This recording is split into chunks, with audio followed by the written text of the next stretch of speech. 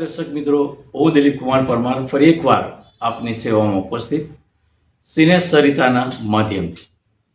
મિત્રો, સિને સરિતાના માધ્યમથી ગુજરાતી ચલચિત્રની અવનવી વાતો તમારી સમક્ષ પહોંચાડીએ છીએ. એવું કહે છે કે જ્યારે ગુજરાતી પિક્ચરની સફર વેગવાન હતી, મતલબ એકદમ રફતાર પર હતી, ત્યારે ગૌરવ એન્ટરપ્રાઇઝ મુંબઈના બેનર નીચે એક સુંદર મજાની ફિલ્મનું નિર્માણ થયું, જે ફિલ્મનું નામ છે ભાગ્ય લક્ષ્મી. આમ તો તમે જાણો છો દર્શક મિત્રો કે સિને સરિતા 1932થી લઈ આજ સુધી તમારી સમક્ષ અવનવી ફિલ્મોની વાતો લઈને આવે છે. એમાંની આ એક ફિલ્મ ભાગ્યલક્ષ્મી જ્યારે રિલીઝ થઈ ત્યારે આ ફિલ્મના જાજરમાન કલાકારો, હિન્દી જગતના કલાકારોએ આ ફિલ્મને એક અલગ દિશામાં લઈ જઈ અને ગુજરાતી ચલચિત્રને એક અલગ સ્થાન અપાવ્યું. અને એ જમાનામાં આ ફિલ્મે ખૂબ ધૂમ મચાવી હતી. તો ચાલો આપણે માણીએ સુંદર મજાની આ ફિલ્મની કેટલીક રસપ્રદ વાતો. ભાગ્યલક્ષ્મી પિક્ચરના શીર્ષકથી તમને ખ્યાલ આવી ગયો. ભાગ્ય લક્ષ્મી, તમારા ભાગ્યમાં હોય તો જ લક્ષ્મી મળે. લક્ષ્મી એટલે ધન નહીં માત્ર, લક્ષ્મી એટલે તમારા ઘરમાં આવતી વહુ હોય, પુત્રવધુ હોય, એ પણ લક્ષ્મી જ કહેવાય. તમારા ઘરમાં આવેલી દીકરી પણ એ લક્ષ્મી કહેવાય. તો આ પિક્ચરની વાત કંઈક અલગ છે. આ પિક્ચરની વાત એવી છે કે નાયક અને નાયિકા એકબીજાના પ્રેમમાં છે. અને જ્યારે પ્રેમમાં પડે ત્યારે તમને ખબર છે દુનિયામાં કશું દેખાતું નથી, પણ ક્યારેક એવી પરિસ્થિતિ આવે છે કે એક સુંદર મજાનો મેસેજ આપી જાય છે. આ પિક્ચરમાં જ પણ કંઈક એવી જ રીતનું વર્ણવવામાં આવ્યું છે કે નાયક અમીર પરિવારથી છે કે જેના મમ્મી પપ્પા સાથે, એમના પરિવાર સાથે અઢળક પૈસો છે. જ્યારે નાયિકા પિક્ચરની હિરોઈન એક ગરીબ ઘરની છે કે જેની પાસે એટલો પૈસો નથી. આ બંનેની વચ્ચે પ્રેમ ચરમસીમાએ છે. બંનેને મેરેજ કરવાની પણ તૈયારી પર આવી જાય. જ્યારે મેરેજની વાત આવે છે ત્યારે આમ જ સમાજની જે વ્યથા છે કે દીકરીના બાપે કહ્યું કે અમે તો બહુ સામાન્ય ઘરના છે. આ પરિસ્થિતિમાં નાયક એટલે છોકરાના પિતાએ દહેજની માંગણી કરી. આ દહેજની માંગણીથી, આ દહેજ શબ્દ તમને ખ્યાલ છે ને, એ કેટલી વેદના આપણને અનુભવ આવે છે. દહેજની વાત સાંભળીને જ દીકરીના મા બાપે કહ્યું અમે સક્ષમ નથી. ત્યારે તમે જો પ્રેમ કહે છે ને, પ્રેમ આંધળો હોય છે. ખરેખર અહીંયા પણ એવું જ છે. આ વાતની જાણ જ્યારે નાયકને થાય છે ત્યારે નાયક એ નાયિકાને બહુ સમજાવે છે કે આપણે સાથે જીવન જીવવાનું છે, સાથે જીવીશું, સાથે જ રહીશું, ગમે તે પરિસ્થિતિમાં આપણે એકબીજાનો હાથ પકડીને ચાલીશું. પણ પરિસ્થિતિ દહેજની, પિતાની જીદ. આ ટાઈમે નાયક નાયિકાને કહે છે કે તું ચિંતા ના કરીશ, હું બધું કરી દઈશ. આ ટાઈમે પ્રેમ માટે યુદ્ધ પણ કરી લે છે.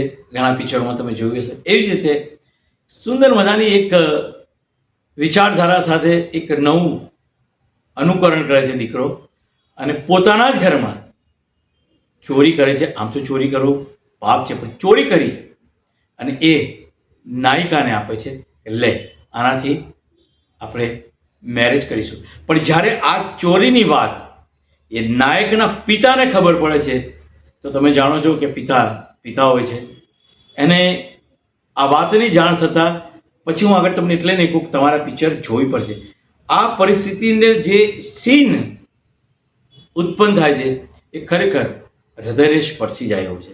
તો એટલે જ આ ફિલ્મની વાર્તા એક અલગ મોડ પર લઈ જાય છે. અને આ ફિલ્મમાં ઘણા બધા કલાકારોએ કામ કર્યું છે. અને એવું કહેવાય છે આ ફિલ્મની જ્યારે રજૂઆત થઈ થિયેટરમાં ત્યારે ગુજરાતી ચલચિત્રમાં અનેક કલાકારો પોતાનું આગવું સ્થાન જમાવી ચૂક્યા. જેમાં કિરણ કુમાર, નરેશ કનોડિયા, ઉપેન્દ્ર ત્રિવેદી, સ્નેહલતા, રીટા બહાદુરી, રમેશ, અઢળક કલાકારોએ પોતાનું સ્થાન જમાવી ચૂક્યા હતા.